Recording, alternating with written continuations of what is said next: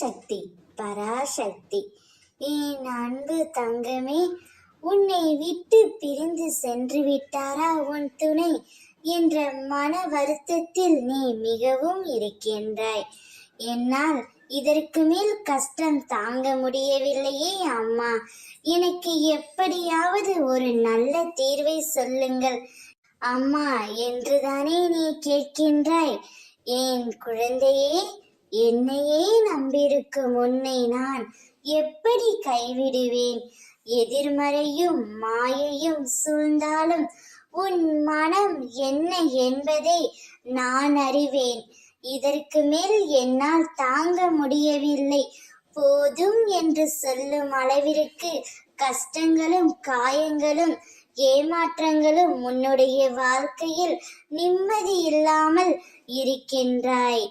கவலை கொள்ளாதே தங்கமே, யாரோ ஒருவர் செய்த செய்வினையால் இப்பொழுது இந்த கஷ்டங்களை எல்லாம் நீ அனுபவிக்கின்றாய். அதனால்தான் உன் துணையை நீ இப்பொழுது பிரிந்தும் இருக்கின்றாய். அனைத்தையும் உன் அம்மா நான் மாற்றி காண்பிக்கின்றேன். உனக்கு கெடுதல் நினைப்பவர்கள் எனக்கு கெடுதல் நினைப்பவர்களுக்கு சமம்.